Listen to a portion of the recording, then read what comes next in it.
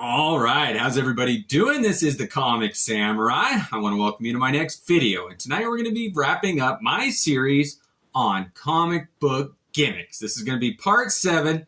And you know I always save the best for last. So let's go ahead and jump right in. First up, we've got this all-star Batman and Robin number 8. Now what makes this one a gimmick comic book is that this is a retailer incentive version of this. This one was printed up by DC Comics and given to retailers only, and they were not supposed to sell them. It says right on there, not for resale, but I do love this cover. It was done by Neil Adams before he passed away, and it is one of those images where there's 2 overlapping iconic character images drawn, and you can choose to see the Joker or the Batman. And I love how it's overlaid on top of each other. It's like an MC Escher picture or some kind of a optical illusion. And I love that about this comic book.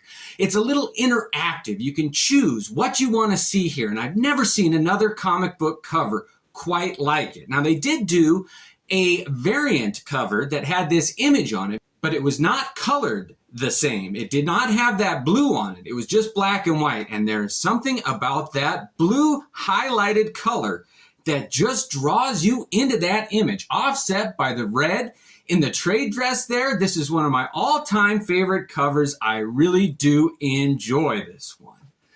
Now, I did want to move on to this Man of Steel number 1. Now, I did mention it when I was showing that beautiful metallic ink on it. But what makes this gimmick comic real special is that it's the first ever variant cover. And I neglected to show the other version of this. So this is the first time a comic was printed with 2 identical interiors, but they had different covers. And I like both of them there, and I wanted to make sure that they got a little time in the sun. Next up, we got Heroes Against Hunger, put out by DC Comics. Now, I did show and give a lot of love to Marvel's version of this, which was Heroes for Hope. But this was DC's answer to that, and this is another gimmick where they gave all of the proceeds to help with famine relief in Africa. And a lot of the same creators were involved in the making of this one that made the Marvel version. But I just wanted to show it, and this has got a beautiful cover done by Neil Adams. And it was spearheaded by Bernie Wrightson and Jim Starlin, just like the other one. But there were many, many more creators that dedicated their time and energy to this comic book. And I just wanted to give it a little spotlight also. Next up, we've got the generic comic book number 1. Now this was put out by Marvel Comic Books in the 80s, and I'd never seen a cover like this one. What a gimmick with all the bright colors and superheroes on the cover. Nothing says I'm different than a generic comic book. That really does stand out on the rack. I bet you this one grabbed your attention and you're like, what is this? And it is just a normal comic book inside with a generic hero and storyline, and the credits on it are a little messed up. You don't really know who worked on it, but it is a fun gimmick that I wanted to show. Next up, we got Generation X number 1. And when I did my chromium covers, there was an outcry that I left this one out. Most people, when they thought chromium covers, thought of this one. Now, I remember seeing it, but I wasn't a huge fan. But now that I look back on it, it really is an interesting chromium cover. I do like this. The use of color and chrome reflective surfaces there really is a fun use of a chromium cover. I do like that one. It really has grown on me. Next up, we got Night Thrasher number 1. Now this one uses holofoil and an embossment there. You can see all the different layers on his uniform. I love being able to see each segment, how they made it stand out with that embossment.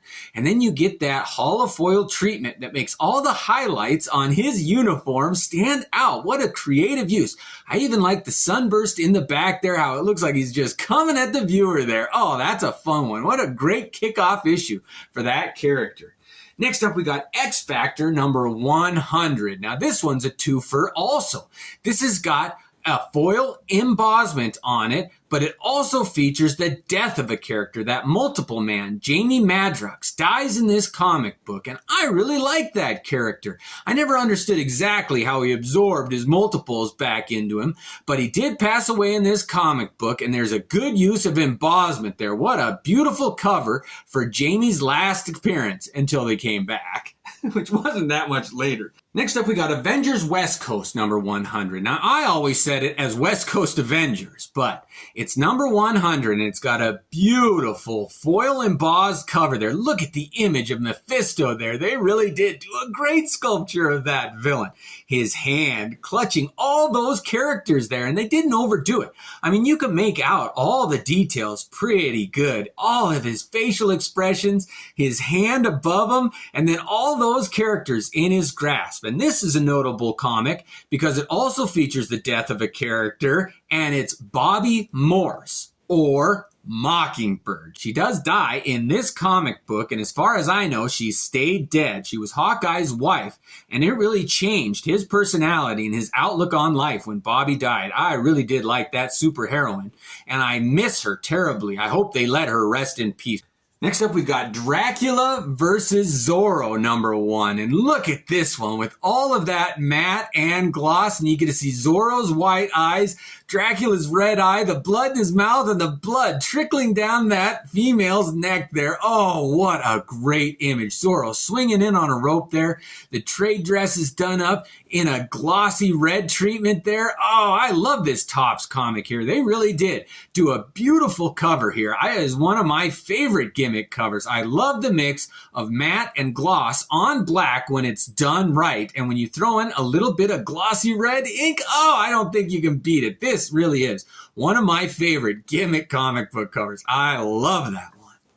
All right, next up is Superman, The Wedding Album, number 1. Now this one has got silver metallic ink on it and an embossment on the cover. And the gimmick of this is that this is the one where Clark Kent and Lois Lane finally get married. So Lois Lane finally gets to hook up with Superman. And it was kind of a landmark issue. Now, what's little known is that the Golden Age, Superman and Lois Lane, have been married for years, and you never hear about that one. This is the second time that Lois Lane and Superman got married. In Action Comics number 484, the Golden Age, Earth 2, original Superman, and Lois Lane did get married. So this is the second time that Clark Kent put a ring on Lois's finger. But it is a fun issue, and I wanted to show it there.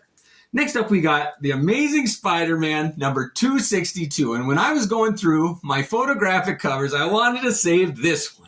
I think that this was one of the earlier photographic covers that really succeeded. I love this image of Peter Parker. Whoever they got to play that character really did look like the early 80s version of Peter Parker. I like his blue jeans, the belt that he's wearing, the very typical background, like he lives in an apartment. You can relate to it. It finally put an actor's face with that character. Oh, it really was fun to see a photograph of Spider-Man up close. Like you get to see his hairstyle, how he holds his costume, how it fit him. And it's funny to look at the emblem of the spider there compared to all the graphics and webbing and textures that they have on the costumes now. I don't think you need anything more than this. It's his personality that really counts. And this Amazing Spider-Man photographic cover summed it up better, in my opinion, than anything that they've done recently. I really do like that photographic cover. Next up, we got The Flash TV special number 1. Now, I was the perfect age when this TV show premiered, and I thought it was amazing. They did the special effects on that so good, and this actor was cast really well. That costume of the Flash was well done. This is actually a pretty great comic book. There's some awesome art inside of it, but it does have a photographic cover that's a collage of Barry Allen and the Flash in his costume there, and I think they captured a wonderful image of the Flash. I'd put up this costume up with the one in the current movies any day, and I would choose this one. I think most people would enjoy a costume that's a lot more similar to that than what they're trying to get away with in the movies now. All right, next up, we've got a pair of covers that are so strange. This first one is Batman number 477. And it's got a photograph cover of like a claymation, like a carved statue figure. And it pairs with this Batman number 478. You'll see that the image is continued on that cover. And you've got this like gargoyle hanging on the other side of the building where there's a church steeple or whatever. And it is so weird to have those two photographic covers. I just thought they were so interesting. Like somebody had to build these scale models and then they had to put the lighting on it and decide what they were going to do. And I just think they captured a fun image. I wish they do stuff like this with miniatures more often. That is so fun. I love that pair of photographic covers. All right, the last photograph cover I wanted to share was this New Warriors number 44. I think they took a photograph of this woman's face here and then they colored it. And it is just a beautiful mix of graphic design and photographic elements there. The blue, it's almost haunting. I would have loved if this was some kind of a vampire story or a ghost story here. But the female face there that they chose was just perfectly fit for the mood of this comic book cover. I love that blue and I love the treatment. It goes to show the extremes that you can do with photographic covers. It's a gimmick that I don't think they use often enough. I like it when it's well done. Next up, we got Superman Red, Superman Blue, Special number 1. And the gimmick on this one was a 3D cover. Now, I didn't include it with the other 3D ones because the interior does not have any pages that are 3D. It was just this cover. I thought, how weird is that? It didn't come with any glasses or anything.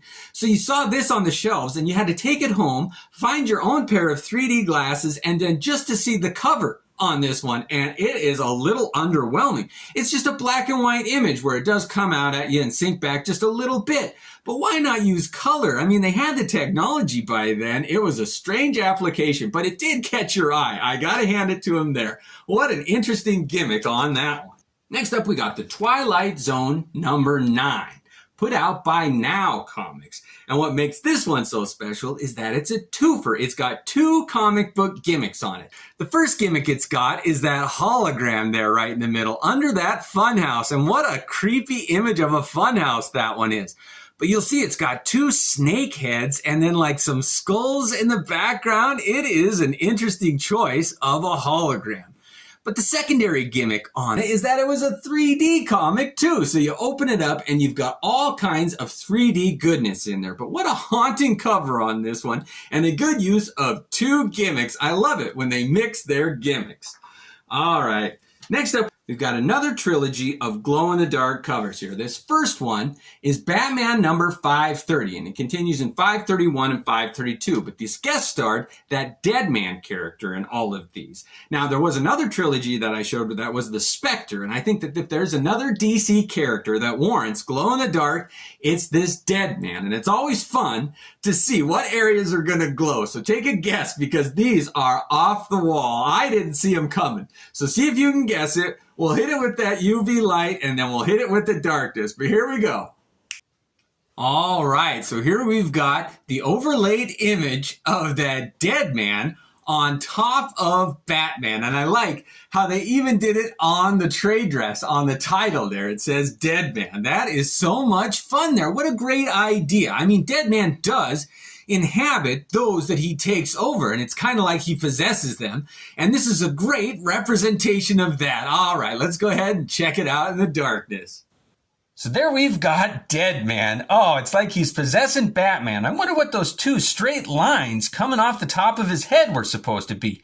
It's an interesting image, and I do like how it's like a possession there. What a fun image of a glow-in-the-dark comic. That's a good one. And we follow that one with number 531, the second in that trilogy. Now this one's got a pretty interesting image on the cover, done by Kelly Jones, and it's got that Deadman character there. So take a good look at it, and we'll hit it with the UV and see what glows. All right, so this second one here in the trilogy has got a bunch of figures that are glowing in the dark, not just Deadman. I wonder if that means that there are other entities that can take things over. And it is kind of Deadman written over the Batman again there, but not as prominent as in that first one here. I do like those other figures that are floating around in the background with Deadman. I'm interested to see what this one looks like in the darkness. I wonder why they didn't do anything with Batman. Probably because he's not possessed by anything here. But let's go ahead and check it out in the darkness. It is interesting that they chose to put the glow-in-the-dark treatment on those mummy-like figures here. It begs the question, do they have the ability to possess people too, or are they possessed? It's interesting that they didn't choose to do any glow-in-the-dark on Batman. I wish they would have made his eye glow-in-the-dark or something interesting to set him off. As it is, it's just kind of a black area. I don't know if this one works or not. And the last one in that trilogy was Batman number 532 here. And this is another fun one done by Kelly Jones, an image of Batman. And you're wondering, well, where's Deadman in this? So let's go ahead and hit it with the darkness and we'll see if he makes an appearance. All right, and here's the last one of that Batman glow-in-the-dark trilogy here, and I do like that. They really did right over to the top of Batman's trade dress there. And they do kind of have a muddled image here of what's supposed to be glowing. I really hope it cleans up when we hit it with the darkness, because right here, oh, that is not a way you want to go out. You can't even really make out that it's a figure there. Well, let's see if it gets better in the darkness. All right, the final image in that glow-in-the-dark Batman trilogy has got Deadman coiled with all these snake-like creatures here, and I don't think this one worked a bit. When you're doing glow-in-the-dark, you've got to keep it simple. You've got to make it recognizable. It's got to be a very, very easy to recognize image, and this, it just turns into a muddle here. What a fail. They had such a great opportunity, but the way they did it did not work at all. The one redeeming quality is I do like that they put Deadman over the top of Batman like it's two different comic books. Deadman's trying to take him over or possess him. That's a good one. All right, I always save the best for last. So my favorite of all the gimmicks, all my comic books, was the most unique one I've ever seen. Put out by Adhesive Comics. This is Jab number 3. And the gimmick on this one is that each comic book was shot with an actual bullet. So if you see right here in the middle, there is a bullet hole. And they sold this one with the shell casing of the .22 caliber slug that they use. So this is the casing right here in the cover. And each segment of this anthology series was signed by the creator. And this comes with a certificate of authenticity. But the interesting gimmick on this one is that they wrote that bullet hole into the story. Now mine came with these sheets of cardboard so that it had the thickness to it to cushion that shell of the .22, because it does stick through the back of that comic pretty good. I don't know if you can see it there, but it is sticking through there. So I'm going to push it through and we're going to see the actual bullet casing that they shot it with. And you can see that it was struck with a firing pin, and it does smell like gunpowder. That's funny. And you've got a hole right through the middle of your comic book. I always like to see if I can see through, and you can. But what makes this one really special is that all of the creators signed it in certain places, and the bullet hole, more than anything, plays a part in all of the stories. You'll see there on this first page that it's got a bullet coming out of the actual bullet hole there. And that main character, Too Much Coffee Man, reacting to it. And you'll see that the bullet hole goes right through that coffee pot there. And you can see it's exploding through it. It's interactive with the story inside. And that's important. I mean, you really do find that so rarely that the gimmick actually impacts the story inside, and that's what makes it so much fun for me. And you'll see another example here. The last I'll show is this tire being blown out by the bullet hole here. I mean, almost every page has got that bullet hole interacting in one form or another. It's just such an interesting comic book and so unique. This Jab number 3. If you ever get a chance to experience this comic book, let me know. I want to know if anybody has any of the copies that were shot with a different caliber shell, because like I said, mine came with a 22 shell, but there were other calibers apparently, all the way up to a shotgun, which they said apparently was supposed to be guaranteed to be unreadable. But what a great, funny comic book, and it is such a fun gimmick. I enjoy it wholeheartedly. There's nothing I like better than a good gimmick, and I think this one is hands down my favorite. It's just so much fun. I love when creators get creative with their comic book gimmicks, and this is my all-time favorite example. Well, thank you for joining me. We got through it together, all of those gimmicks. I know I missed a ton. These were just my favorites, but let me know what gimmicks I missed, what comic books are your favorite ones that have a gimmick. Thanks for joining me, and have a great night.